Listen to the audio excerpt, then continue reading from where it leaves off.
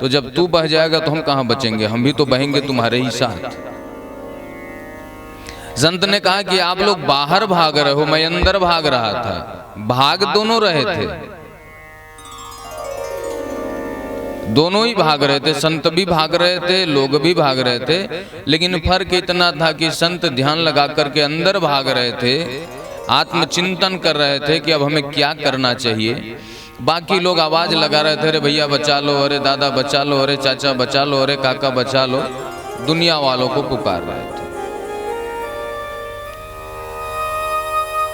आत्मचिंतन करोगे तो हो सकता है उस समय केशव जी आकर के हाथ पकड़ करके आपको बाहर निकाल दें। तो बाहर लोगों को पुकारोगे तो कौन कूदेगा जल में? बस कहेंगे हाँ आ जाओ आ जाओ आ जाओ, लेकिन कोई कूदेगा नहीं। तो आत्मचिंतन करना चाहिए। हम लोग बाहर भागते हैं, बाहर नहीं भागो, अपने आत्मा से प्रश्न कीजिए कि हमें क्या करना चाहिए। बाहर के लोगों से आप बताओगे तो मजाक उड़ाएंगे, आपके सामने मुझ पे तो बोलेंगे हाँ बड़ी अच्छी बात भैया, अरे कोई दिक्कत होगी तो मुझे बताना, मैं साथ में हूं। लेकिन जैसे वो व्यक्ति वहां से हटता है तो कहता है अच्छा फंसा, बहुत आनंद आया, और फंसे। तो बाहर वालों से शिकायत करने की क्या जरूरत है? जब हम पैदा हुए तो क्या 2 4 10 लोग साथ में आए थे क्या? नहीं, कोई आया हो 10 5 लोगों के साथ तो बताओ। अकेले ही लोग पैदा होते हैं ना। उस समय इतना दर्द हुआ तो तुमने रो रो के भगवान से पूछा कि आपने मुझे कहां भेज दिया? जन्मत मरण दूसरा दुख हो, इतना पीड़ा हुआ तो भगवान को याद किया। और छोटी मोटी दुख के लिए संसार में भटकते हो। ये चाची हैं तो एकाकी हैं, तो मामा हैं, तो फूफा हैं, तो भैया हैं, तो भौजी हैं, हमारा ये कर दो, हमारा वो कर दो, हमारी ये सहायता कर दो। क्यों संसार में भागते हो भाई? क्यों नहीं उसी को याद करते हैं?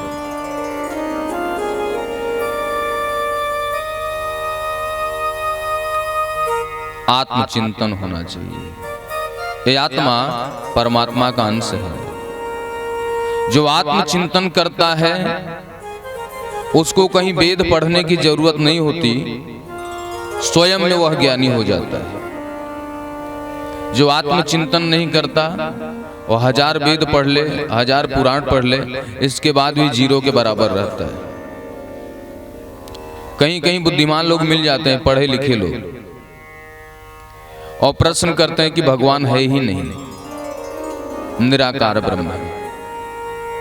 अच्छी बात है, भगवान निराकार है, लेकिन निराकार की परिभाषा बताइए। यदि आपने पूछ लिया निराकार की परिभाषा बताइए तो शायद वो व्यक्ति बता नहीं पाएगा। यदि साकार की कोई परिभाषा मुझसे पूछेगा तो मैं बता दूंगा। चलो मानता हूं भगवान निराकार है, लेकिन किधर है निराकार है? तो आप जिसकी पूजा करते हो उसका परिभाषा बताइए। बोले हम निराकार ब्रह्म की पूजा करते हैं। यदि ब्रह्म शब्द भी लिखोगे तो शब्द का भी कुछ न कुछ आकार होगा। इस पृथ्वी का आकार है, आकाश मंडल का आकार है, चराचर जीव जगत का आकार है। बिना आकार का पृथ्वी मंडल पे कुछ भी नहीं है। तो यहाँ पे निराकार ब्रह्म का कैसे पूजा कर लोगे भैया? अरे ये ध्यान करके भी देखोगे तो उस ध्यान में भी कोई ना कोई आकार दिखेगा ही दिखेगा। बहुत सारे संप्रदाय के लोग हैं जो आजकल निराकार ब्रह्म की पूजा करने में लगे हुए हैं। उनको पता ही नहीं कि निराकार शब्द का अर्थ क्या होता है, बस निराकार ब्रह्म की पूजा करते हैं। आप उनसे पूछे भैया निराकार ब्रह्म होता क्या है ये तो बताइए, उनको खुद को पता नहीं कि निराकार ब्रह्म क्या होता है।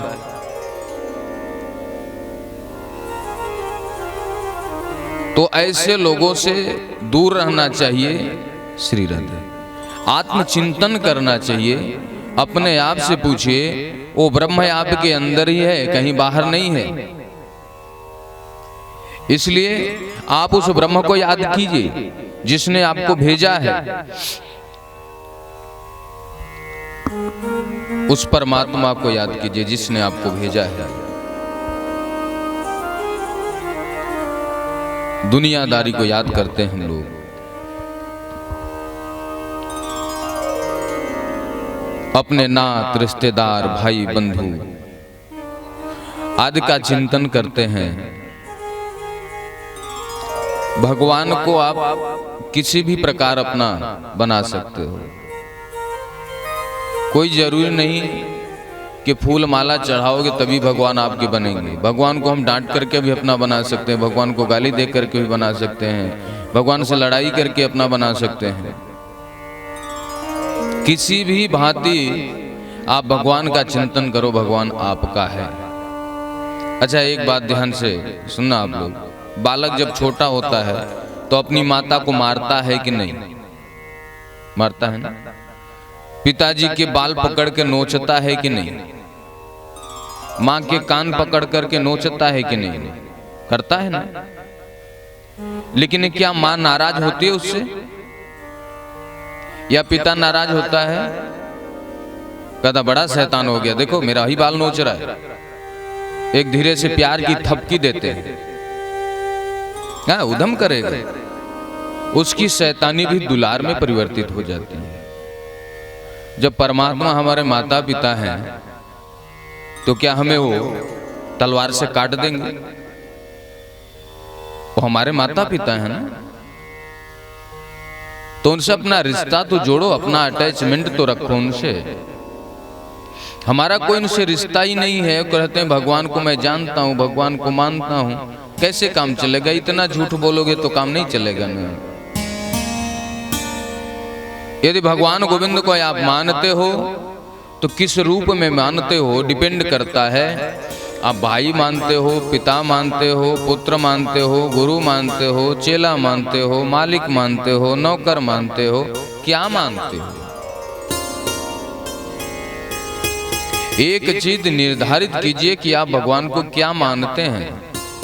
चलो मैंने भाई मान लिया, तो भाई के प्रति हमारा क्या कर्तव्य होता है वो कर्तव्य भी करना पड़ेगा। ऐसा नहीं कि सिर्फ भगवान को भाई मान लिया। ब्रज के जो संत हैं कृष्ण को सखा मानते हैं, तो रोटी खा रहे हैं तो भी, चाय पी रहे हैं तो भी, नमकीन खा रहे हैं तो भी, बिस्कुट खा रहे हैं तो भी। पहला यदि एक बिस्किट हाथ में उठाया तो कहते हैं ले कन्हैया पहले तू खा ले फिर मैं खाऊंगा। बड़ा दोस्त है तो बड़े दोस्तों को पहले खिलाया। रोटी खा रहे हैं, अरे यार कन्हैया कहाँ है, ले भाई तू खा ले फिर मैं खाऊंगा। एक छोटा सा बालक मैं भगवान को मानता हूं,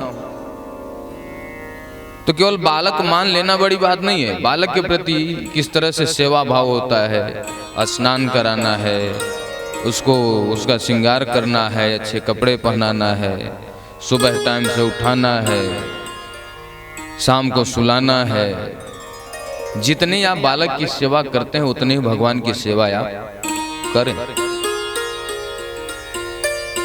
जिस रूप में भगवान को आप मानते हैं उस भाव को प्रकट होना चाहिए। यदि वह भाव आपके अंदर प्रकट नहीं हो रहा है तो सिर्फ हम जैसे नहीं कहते रोड पे चले जा रहे हैं कोई मिल गया, अरे आप तो मेरे भाई के बराबर हो। भाई के बराबर है लेकिन भाई नहीं है,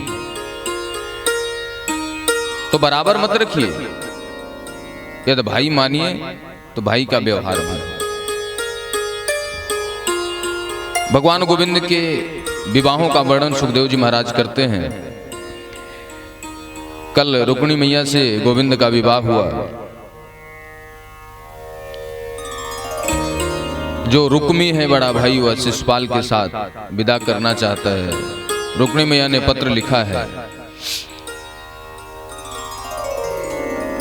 जो संबरासुर राक्षस है कंस का मित्र, वह सोच रहा है कि कृष्ण को कैसे मैं कष्ट दूं, कैसे अपने मित्र का बदला लूं। रुक्मिणी मैया से एक संतान की प्राप्ति हुई कृष्ण को, जिनका नाम प्रद्युम्न रखा गया। प्रद्युम्न जी आज पलने में झूल रहे हैं।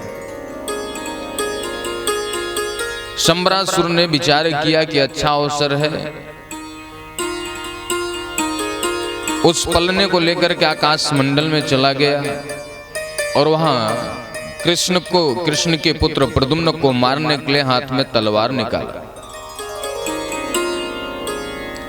जैसी तलवार का प्रहार करने का प्रयास किया, देवऋषि नारद प्रकट हुए और कहते हैं, राक्षस राज, आप इस नवजात शिशु का वध क्यों करना चाहते हैं?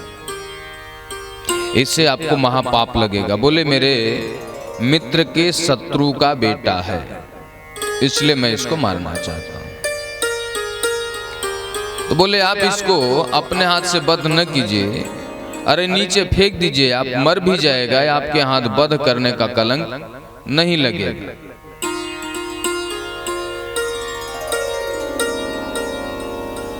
एक मृत्यु होता है, एक मृत्यु समान दंड होता है। यदि आपने अपने हाथ से किसी का गला काटा है तो ही वध का अपराध लगेगा। तो आप अपने हाथ से इसका गला न काटिए, इसको नीचे फेंक दीजिए। शंबरासुर ने विचार किया, अच्छी बात है। उसने नीचे प्रद्युम्न जी को फेंक दिया। समुद्र में आकर के प्रद्युम्न जी गिरे। उसी समय एक मछली जम्हाई ले रही थी, मुख खोल करके थोड़ी हवा ले रही थी बाहर से। सीधे वह बालक उस मछली के मुख में गिरा और मुख से उसके पेट में प्रवेश कर गए। मछुआरों ने मछली पकड़ने के लिए जाल फंसाया तो वह भी मछली उसी जाल में फंस करके आ गई। जब भंडारे में मछली गई, उसको काटा गया तो उसके पेट से एक बालक की प्राप्ति हुई। शंबरासुर के पास सेवकों ने ला करके कहा कि महाराज, मछली के पेट से बालक प्राप्त हुआ है। अपने गोद में लिया शंबरासुर। शंबरासुर उसको, उस बालक को देख करके मुस्कुराता है तो बालक रोने लगता है, और जब शंबरासुर रोता है तो बालक मुस्कुराने लगता है। बोले, ये तो हमारे विपरीत जा रहा है, इसका मुझे कोई काम नहीं है। वह अपनी दासी विद्यावती को दे दिए। विद्यावती ने उस बालक का पालन पोषण किया, बड़ा किया। जब प्रद्युम्न जी बड़े हो गए,